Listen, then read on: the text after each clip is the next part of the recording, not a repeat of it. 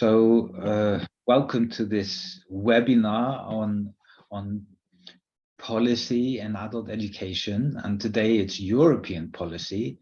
And we're so happy to have with us Professor Ellen Boeren, who is a professor in Edinburgh. No, was it Glasgow? Glasgow. I used to be at Edinburgh, but I am in Glasgow now. I just saw Hogwarts behind you, so yeah. So she's in Glasgow, and I remember she was in Edinburgh once, but and she's one of our foremost researchers into participation in adult education, and is really has been working a lot with comparative adult education and comparisons of led a lot of comparison projects for OECD and UNESCO and others, and written a lot of articles, and is very often cited when you write about participation. And she even in 2016 published a book which summarizes a lot of research into participation, and it ends with her theory of participation. So it's really worthwhile reading that book. And she did get a prize for it, the Cyril Huell Award for Outstanding Contribution to the Adult Education. And she got that prize for the book. And she just finished a 3-year stint as an editor for Adult Education Quarterly, which is one of the biggest journals in adult education today. So this is a very short introduction to Ellen Boeren, and so happy to have you with us. And this webinar is a discussion, so we will be with me and my students and co-conspirators here, and all of you are invited to ask Ellen about her specialities. So Ellen, welcome. Thank you for being with us. Thanks for the introduction. I'm happy to be here with you. So good to see you all. Wonderful, thank you. So we'll just start, and I'd really love for you just to give us, an overview. The European Union has been publishing policy papers and about adult education for quite some time, and some of these papers are more important than others. Could you give us a small overview of the major impactful policies on adult education for Europe? Yeah, thank you. So actually going a bit back into time, the European Union was actually the European Union in its current format, let's say, was officially established through the Maastricht Treaty in 1992 and came into force in 1993. But before that, of course, we had things like the European Community of Steel and Coal, and actually like a union cooperation between some of the Western European countries that had already started since the end of the Second World War, which was really about rebuilding society, rebuilding the economy in the aftermath of course, a world that had been in trouble, and the peace building, etc., and the sort of coherence and solidarity between member states on top of the economic project was important for that as well.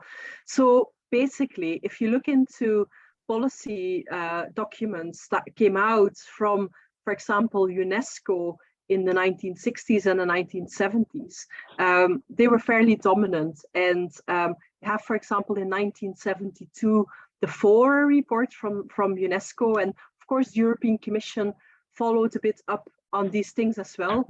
But it wasn't actually until the sort of mid-1990s that the bigger policy papers on European lifelong learning appeared in the European space. So although like throughout the 1970s, the European Commission was also doing projects on, imagine within 30 years, we're enter like a new millennium. What is, Europe as a society and an economy gonna look like? by 2000, but it wasn't actually until like 1996, which was the European Year of Lifelong Learning. And that was actually, implemented by the European Commission to make clear that we needed more cooperation, more advanced thinking on how learning throughout life, learning as an adult on top of what you do in initial education can also help businesses to flourish, to help us achieving economic growth, etc., but also actually to work away some of the social inequalities that we see in societies. So that then actually sort of led to a renewed interest in lifelong learning in the European space. And actually, when we had the year 2000, so at the start of the new millennium, there was a new strategy that was signed, which is known as the Lisbon strategy, because it was signed in Lisbon. And that strategy actually made very clear that Europe wanted to become the most competitive, knowledge-based economy in the world. So at that time, Europe started to really get a bit concerned about, you have the big American players in places like Silicon Valley, but on the other hand, you have the upcoming strong Asian tigers. Think about, like nation states, city-states actually, like Singapore, for example, where lots of innovation and advancement of industries, especially in high tech, etc., is going on. So a year after that, in 2001, they actually signed like a strategy on education and training, in which they formulated a number of benchmarks in relation to education and training. And one of them was that by 2010, 12.5% of the adult population between the ages of 25 and 64 should actually participate in at least one organized adult lifelong learning activity, either in a formalized credential qualification-based system, or more in non-formal education, sort of not maybe a credential-based, but still in an organized setting, like, for example, education and training that you can do through the workplace. So that happened actually in the early 2000s. In 2006, there was a memorandum on lifelong learning, which was a bit like halfway through this sort of Lisbon signing and the education and training 2010 strategy, that we needed to hit these targets by 2010. People started to get a bit nervous that we were not going to reach these targets by 2010. But also by then, actually, that's also a bit like a phase in the literature on European lifelong learning policies, where you start the sort of critique on the economic vision on lifelong learning becoming stronger. Because if you actually look back at the work that was traditionally done by UNESCO, for example, UNESCO sat much more in this sort of humanistic vision of lifelong learning for all, lifelong learning for, active citizenship, popular education, etc. While the European Commission's focus actually has a bit more on the sort of workplace learning, boosting of skills to make people more employable, etc. So then basically, by the time it was actually clear that most countries were not going to hit this target of 12.5% by 2010, there was actually a renewed sort of strategy signed in 2009. And the benchmarks and indicators that actually also changed. So instead of 12.5%, they now actually wanted 15% of the adult population to participate in adult learning and education. So that was actually done in the early, in 2009 to achieve by 2020. And if you then actually see a bit like blocks appearing of 10 years, actually around like, when the pandemic was in full swing, new documents have been published on how should we take adult learning further. So there has been something like renewed agendas for adult education and learning by the end of each decade. So, but now the benchmarks have actually changed a bit as well. So instead of saying we want so many people to participate on a 4 weeks basis, the targets have now actually changed to measuring these things on a 12-month basis, because we actually know that if you measure participation on a 4-week basis, you have things like seasonal variation, etc. So the sort of working with benchmarks and indicators and a sort of soft power governance through putting peer pressure on countries through numbers, that's definitely been an important part there. I don't know whether you already want to ask like a question now, or if you want to. Yeah. Okay. So you mentioned that the European strategies they have been very much focused on skills, whereas UNESCO before very humanistic, and of course if you take a look at the traditions in Germany, Scandinavia, and in many other places, they're also very humanistic. They're about citizenship and participation and the development of the human being. Where, as you said, since 2010 at least, people have been criticizing the European and OECD strategies for being very skill-based. So what are kind of the main strategies or intents that have been published in European, and let's just take the present what does the European Union want adult education to attain? I think actually one interesting thing I want to pick up on here is if we're talking about the sort of, you could actually say it's a humanistic vision on the one hand versus a human capital vision on the other hand. Human capital is really like, it starts from this idea developed actually in the 1960s or whatever. If you look like Becker, 1964 is definitely one of the core references to the human capital literature. So the European Commission is always a bit like more positioned into the human capital tradition.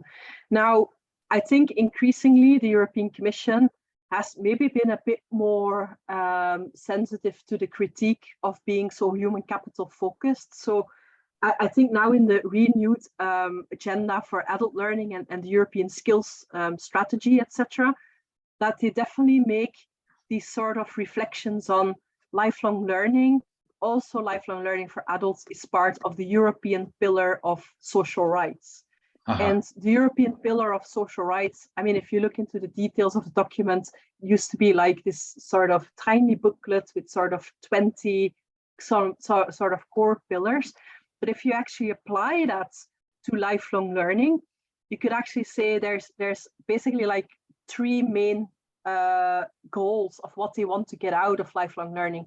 The first one is that they just want to have more people participating and entering lifelong learning. So they want to broaden access and make sure that more people nowadays get the chance to do it. Because if you look at the participation statistics, it's mainly the highly educated, those in white collar jobs who are participating. So making lifelong learning more accessible for all is definitely one of the sort of ideas that you can apply from lifelong learning to the European Pillar of Social Rights. But the other one is also like actually still this more human capital approach in saying actually the best way to give people rights and to embed them in society.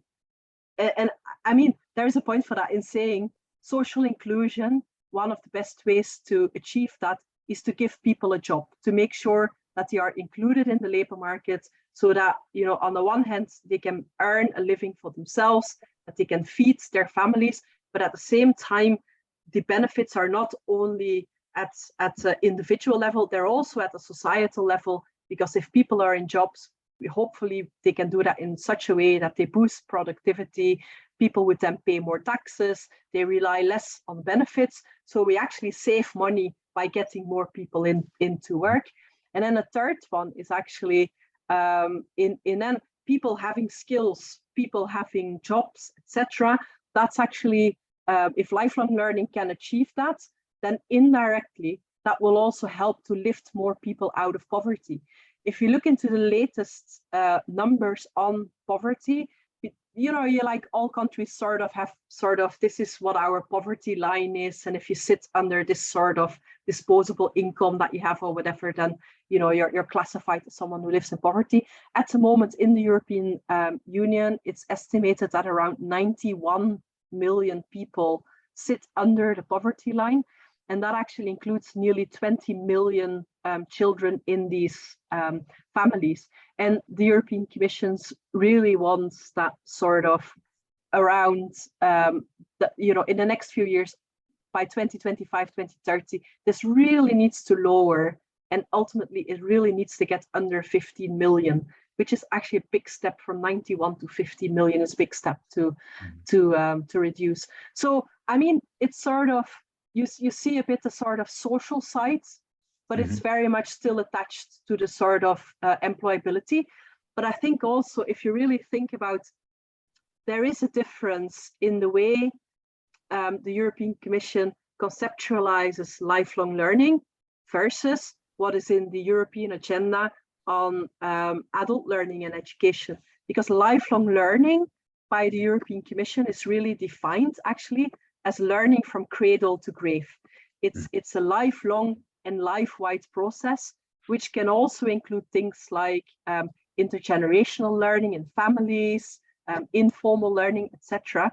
But if you more look into how the European Commission is benchmarking and monitoring and measuring adult education, we're actually more focusing on the participation in organized settings, such as formal and non-formal education. So I would basically say, if we're more talking about the humanistic vision of getting people citizenship skills, etc., I would say at the European level, that is a bit more what's done and recommended for example, schools in initial education to include that in their curricula, so that if young people, children are in primary school and secondary school, that they also sort of form citizenship skills, but it's less prominent in the adult education policies.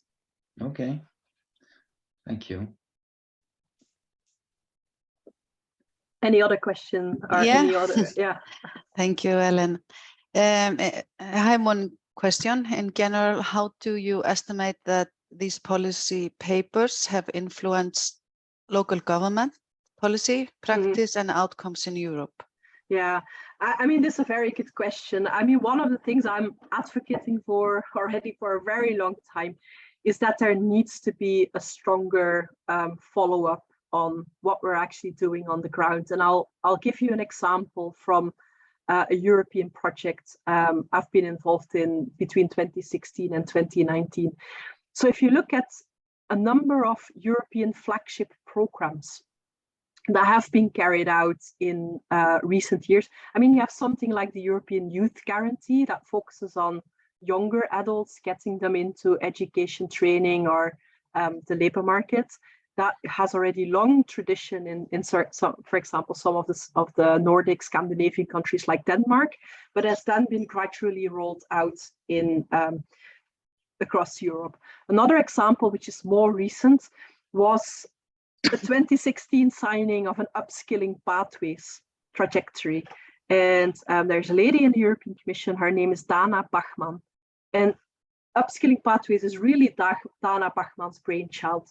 So this really starts from the idea of, we know from data that come out from, you know, the International Adult Literacy Survey that was done, the new PIAC data that came out at the time, there are still too many adults who don't have adequate basic skills in relation to literacy, numeracy, problem solving in technology-rich environments. So she really wants to design an intervention where you put people, you assess their skills, then you put them into an intervention that is really focusing on their needs, what they need to do. And then once they go through that intervention, you test and make an assessment of their skills again. And if you then basically say like, yeah, now you obtained a certain level, we go and look where you are in the qualifications framework, and it's actually a validation of your skills. And then you get an official recognition of what you've done. Now, one of the problems with both things like Youth Guarantee and upskilling pathways is what usually happens with these interventions is by the end of the intervention, they maybe ask you to fill in something like a questionnaire on how things went. Maybe they sort of do a follow-up questionnaire in 6 months' time, but actually 5 years down the line, has this intervention really made a change to your life? We actually don't have a lot of information on that. Also, another example I want to give you is Europe actually works with sort of European semester approach, where you have different activities in the year, etc. And around the springtime, there's always what we call the country-specific recommendations. And the country-specific recommendations are written by the European Commission to give countries an overview of, okay, this is the state of art of what's happening in your country, and based on sort of social policies, the state of the economy, how businesses are operating in your country, they formulate, nowadays it's something like, they write a state of art overview, and then they do 3 to 4 specific recommendations. And if you now look through the recommendations that have been written during the COVID pandemic, lots of these recommendations are on the need to boost digital skills among the population, because during the pandemic, lots of people were locked up in their houses. If you didn't have adequate skills, it was actually quite hard to follow up. Now, if we look into the period 2011 to 2019, these country recommendations are actually recommendations like, we think this is what you need to do in the next 12 to 18 months. Now, the European Trade Union Institution that is headquartered in Brussels, I think, they did a sort of tracking on how many of these implementations have now actually been fully implemented, recommendations that were formulated from 2011 till 2019 onwards. Now, the percentage that they came up with of recommendations that were fully implemented was 6%, which is really low.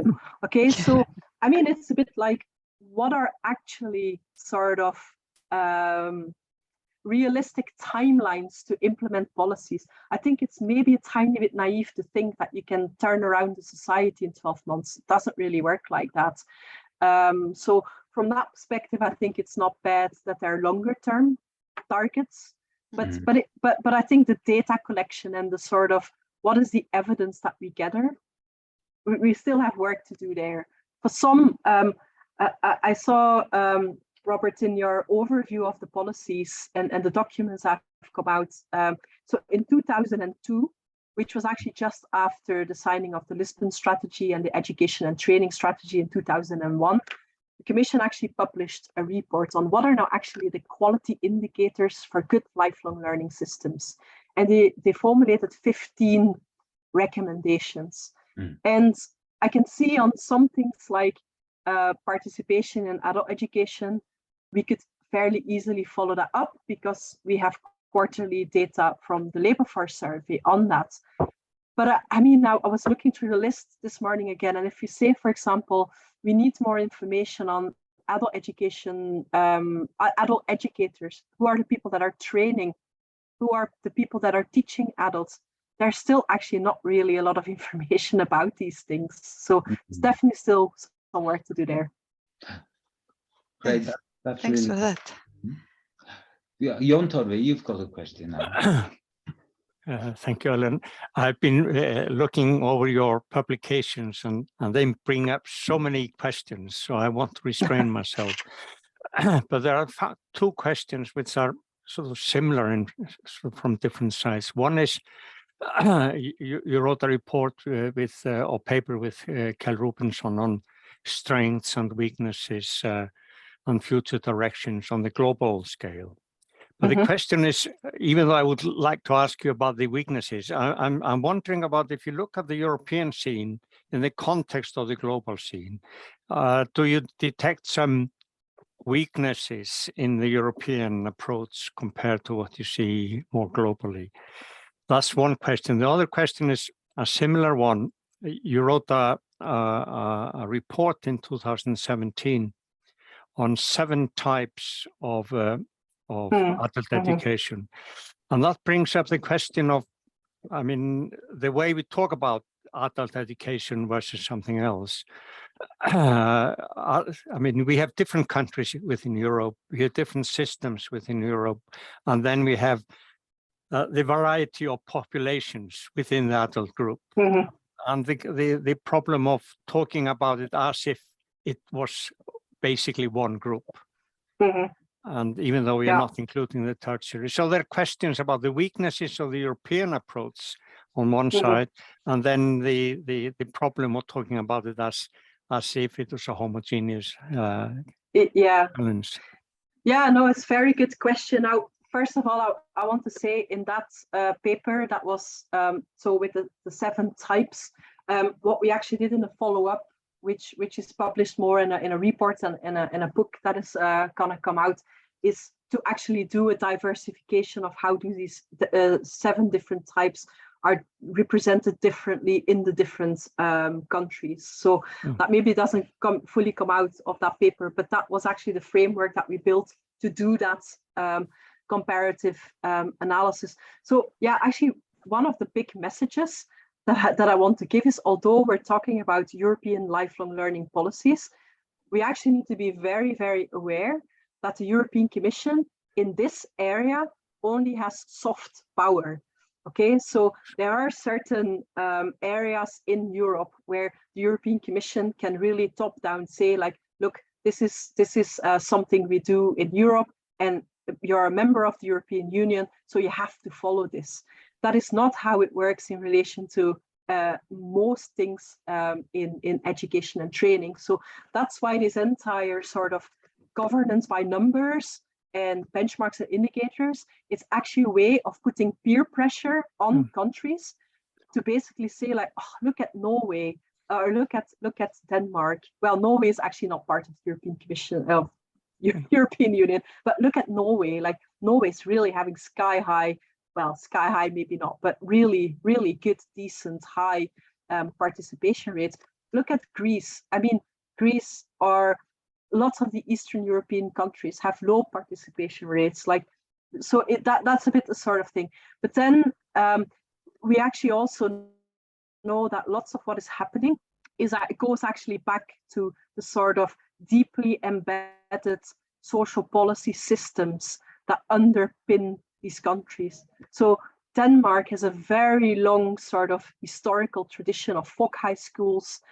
So in our work, for example, we've done several reflections on, for example, typologies made by Esping Andersen, and how have people extended these typologies into the Eastern European countries. So what you really still see is training as part of active labor market policies is much stronger embedded in the Nordic countries than in some of the Eastern European countries, where it's actually very weak sort of thing.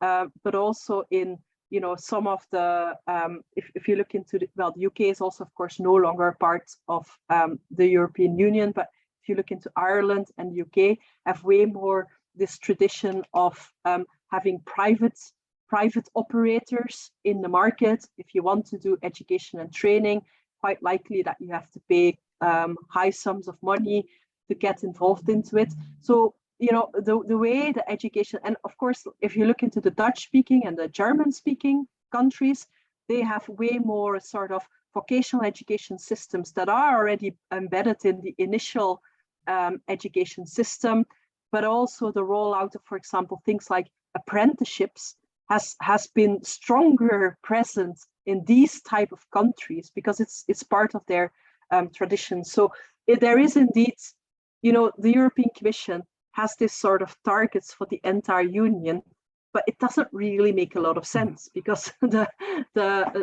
needs of the different countries are so different.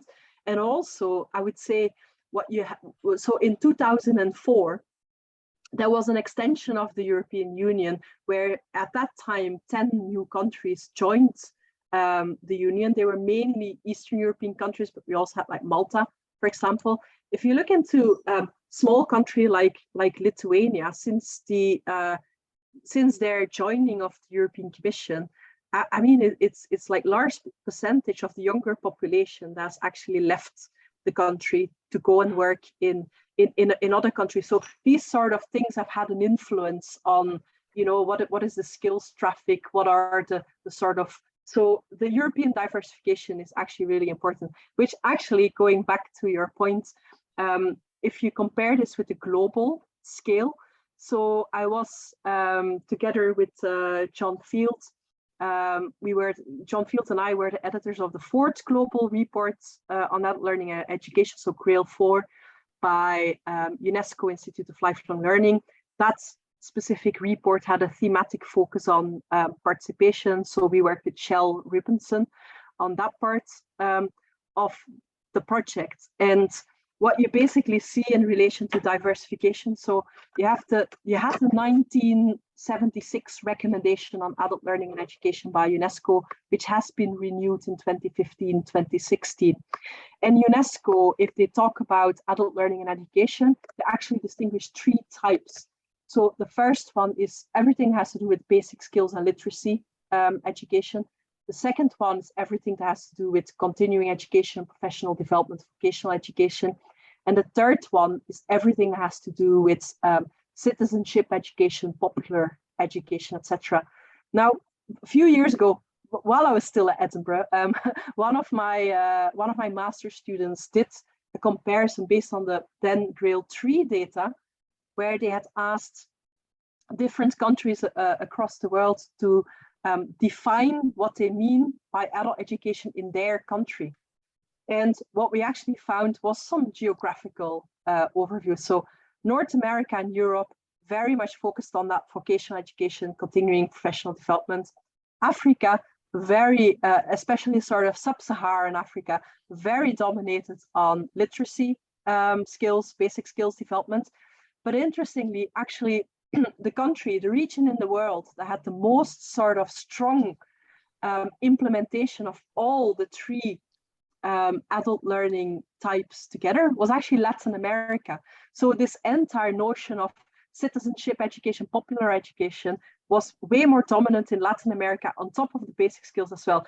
Now, you know, when we were debating about these things, you know, like if you go to conferences or people involved in community education, quite often they're still sort of referring to work by Paulo Freire, for example, which was written in the Latin American context. So you see those sort of, and I think, was it last year or so that it was this sort of centenary celebration of Paulo Freire, who's been back in the spotlight again. So these sort of, and then also you have like, yeah, Asia, where there's of course lots of sort of high-tech focus, etc. as well. So yeah, you definitely see some differences across the world.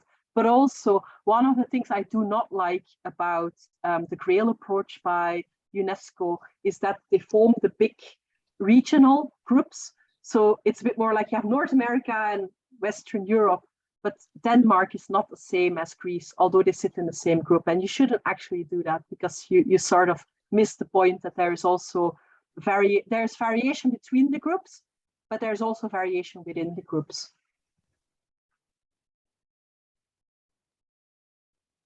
Oh, you're on mute, Robert. I can't hear you. Thank you. No, thank you very much. You answered my questions very well, but a lot of other questions as well. Thank you. Okay. Thank you. Let's see whether some other people have questions as well. I'd like to give the baton over to two of my students, Hota and Andrea. They prepared the question around immigration and you know, adult education as a what's it called, human rights thing. So over to you.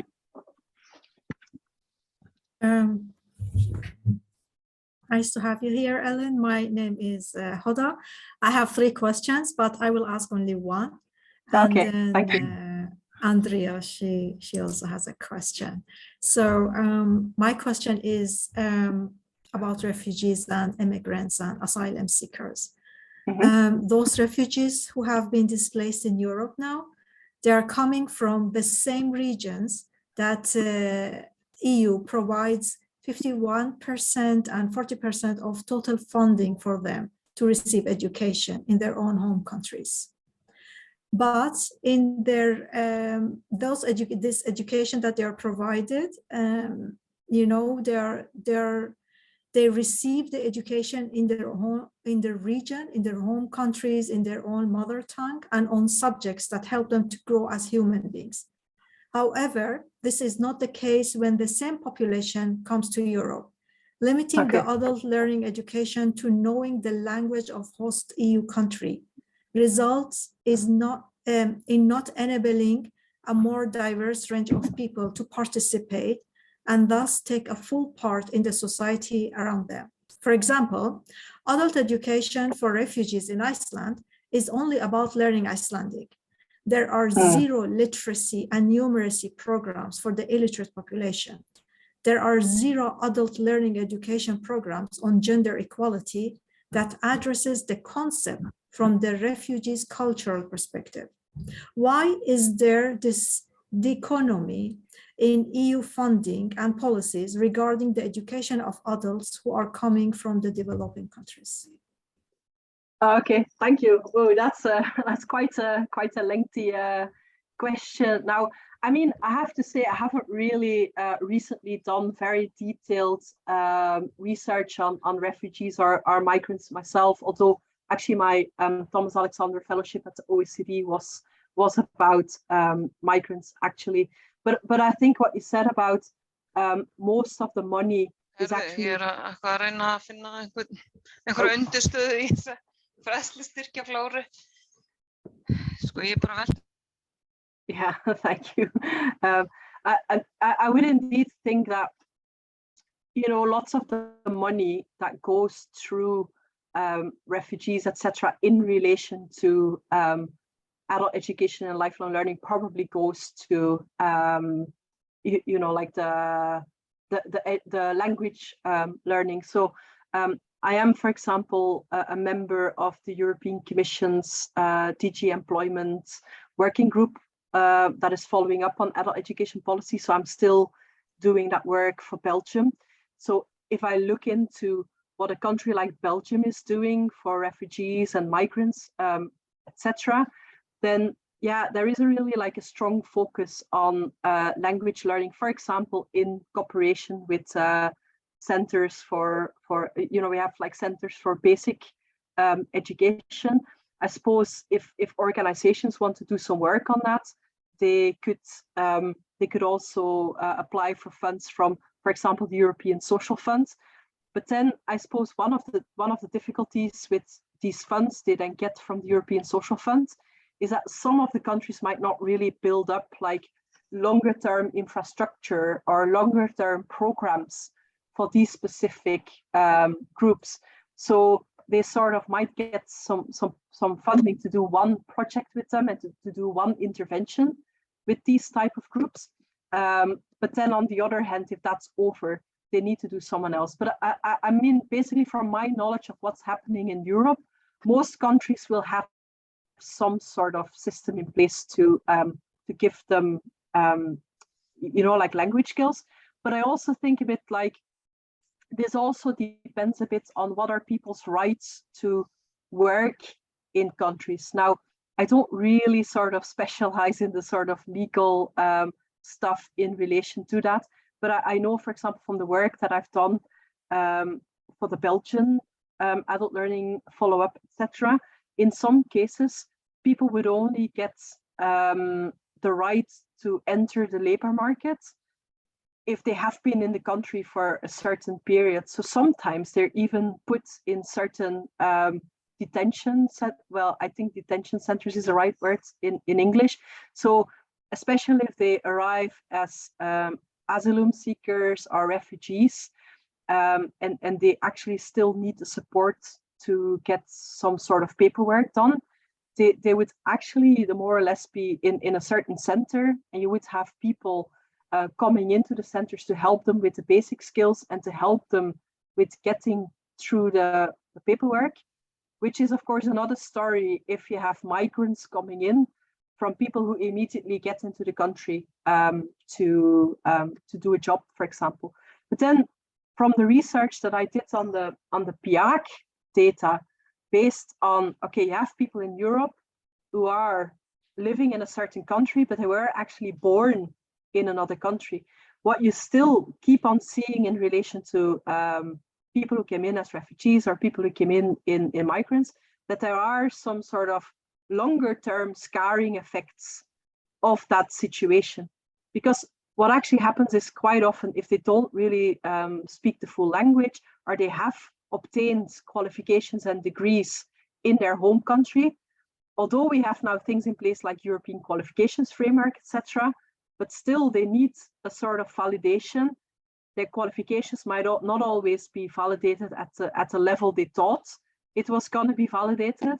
If they're not 100% up to speed with the language, they actually tend to end up in jobs that are less knowledge intensive than they probably would be in their home country. And that actually also leads to an effect that on the longer term, they keep on getting less access to education and training, because most of the access to education and training actually goes to the highly skilled, highly educated people who are up and running with their jobs. So if you enter later, you have to do some sort of catch-up movement. So those are some of the mechanisms that explain these situations. Thank you. Yeah, that was really interesting. Thank you. Andrea, would you like to bring your question now? Yes, thank you, Ellen. It's been very interesting. My question, it connects to what we have been discussing already, but I'm a bit curious about, there have been a lot of researches made on participants. And as you said, more rich people, more educated people are attending. Has there been any emphasis or is it a big difference between countries on the emphasis of trying to reach out to the minority, the less educated people? I'm just curious about your opinion, and will there be any, will the development be continuing on the education or reaching out to the minority? Yeah, I actually want to sort of, if I promised I wasn't really gonna show too many slides, but I think for answering this question, I actually want to quickly show one slide.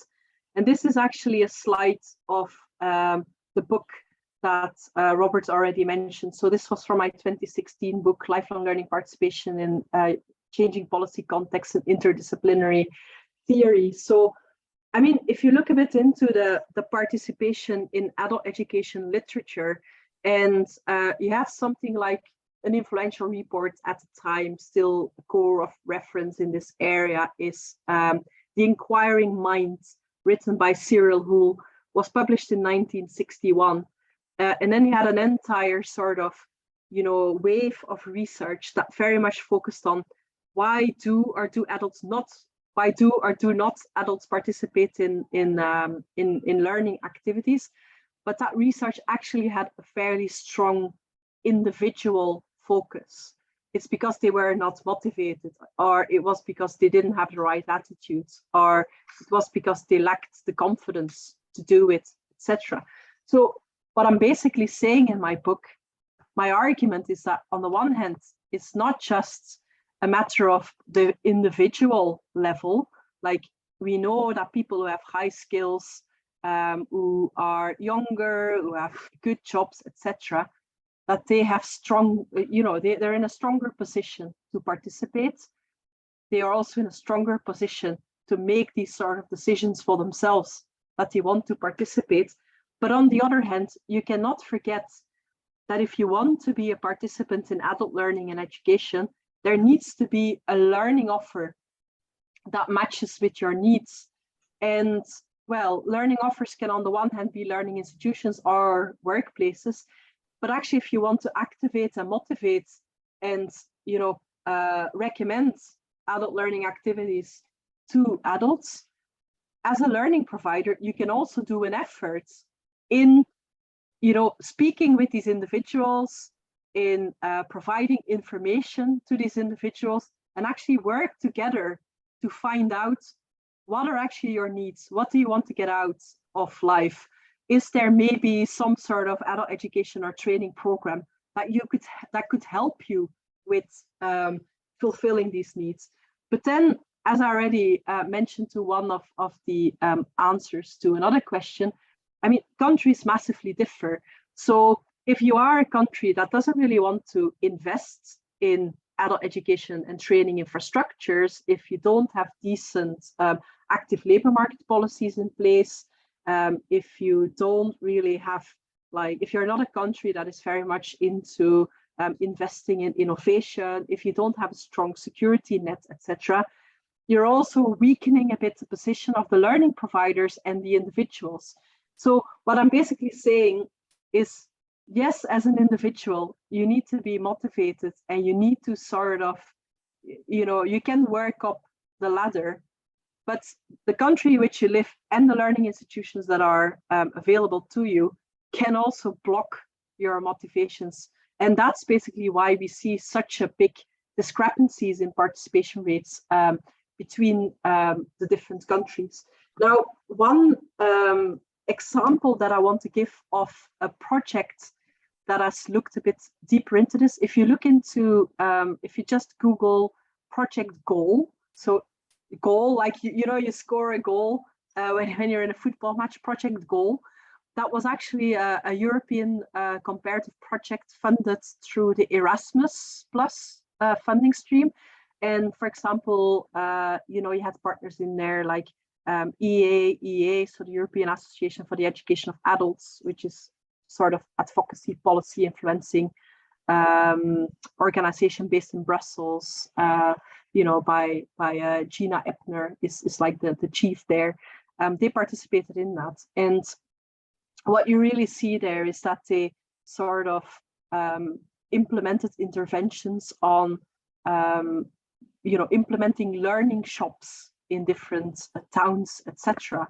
So reaching out to people if they wanted to have like things like career guidance. It's a bit like opening up like a one-stop shop for everyone who has questions about lifelong learning. Now, there's one thing I actually want to add to this. As people active in the field of adult education and lifelong learning, we always take it for granted that lifelong learning is important, that adult education is amazing, that participation can transform people's lives. Now, we know from, for example, the Eurostat Adult Education Survey or the PIAC survey, that when we ask people who do not participate in lifelong learning and we ask them whether they had an interest or they had an intention to participate, that in some countries up to 75% of these people say, oh no, I never ever thought about that actually. So, I mean, that is also one of these things like, you know, how do you basically, you know, can sell a nice story about, you know, is lifelong learning important for your life? Can it do something for you? And there is the question that I got at the start, basically like, how much do we actually know about how effective all these policies are? Have they actually longer term impact, etc.? We need to become better in that, because we're always repeating this story about how wonderful lifelong learning is. But if we really want to, you know, present the hard evidence on this, it's actually fairly difficult. Wonderful, thank you. So somebody else have a question? Some of those. I just want to have a quick question. Is there any country that stands out in adult education? Well, I mean, there is a paper, I think it was written in 2006 by Kjell Rubensen, who actually talks about the Nordic model of lifelong learning. I think that's the title of the paper actually. So if you look for Kjell Rubensen's work, I'm fairly sure it was 2006, and I'm also fairly sure the Nordic model is in the title of that paper. So, I mean, in the Nordic countries score the highest on the participation rates. That is actually because of a long embedded tradition of things like folk high schools, active labor market policies, etc. But I mean, one of the things that you basically see across all countries, there's actually no country in Europe that has an even distribution on, for example, socioeconomic background characteristics.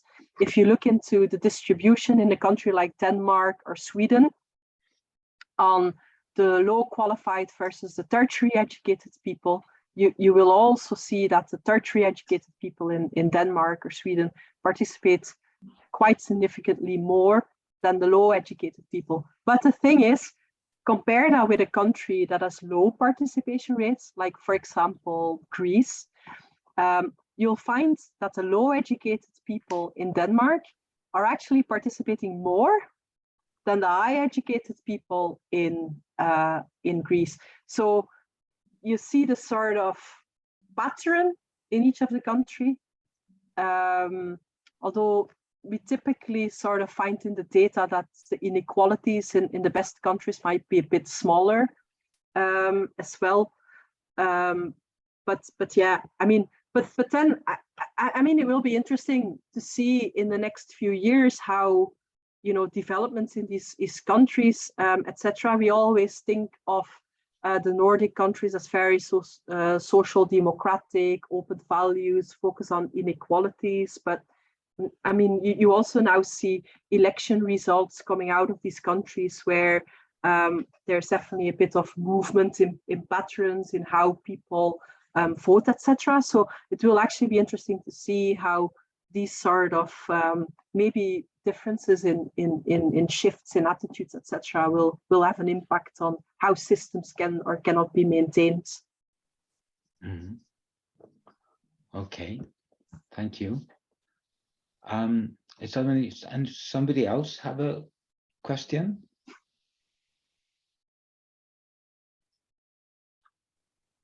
I have one. Okay, great. Yeah. We here in Iceland, we're preparing for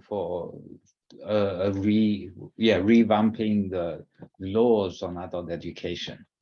So if you take a look at what's happening in European policy and what's going on today, where do you think are the most important areas where adult education should be addressing into the most recent future, the next 10 years?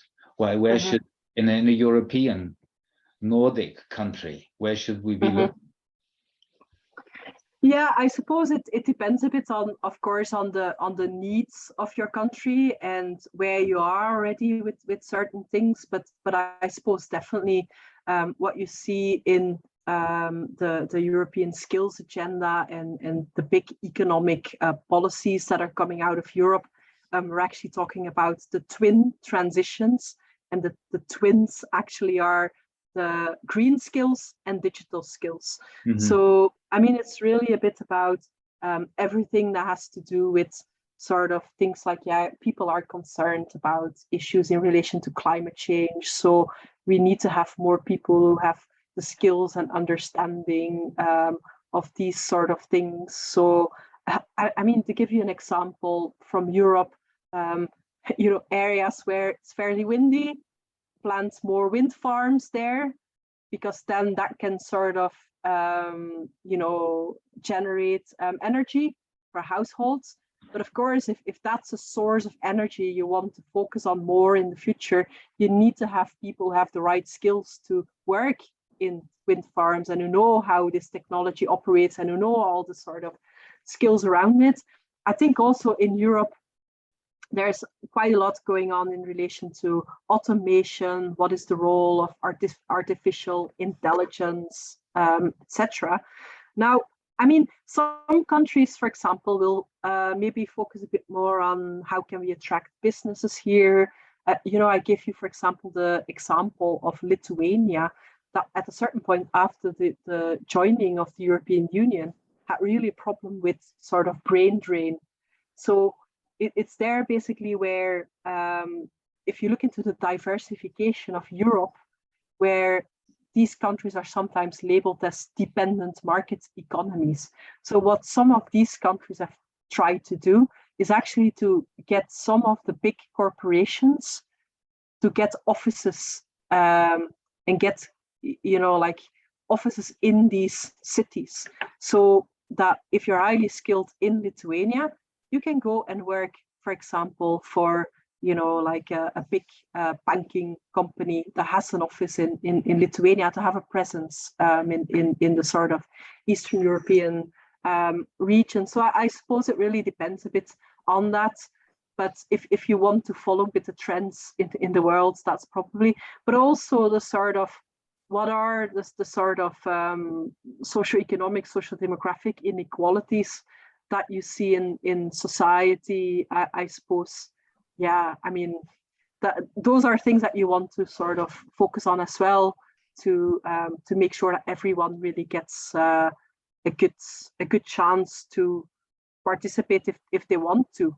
That's of course another thing. Sort of what are the levels of social cohesion in your country, etc. So.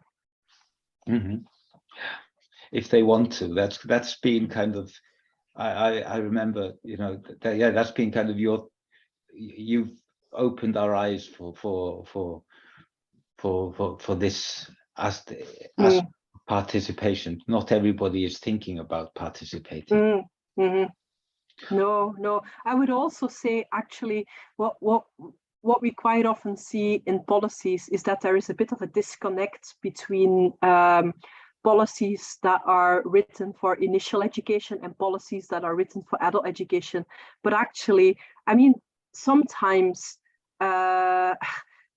people often, if you go to adult education conferences, people would often make this comment of, yeah, but there's way too much money going to initial education. There isn't enough budget reserved for adult education up to a certain level. That is, of course, true. There is a massive discrepancy there.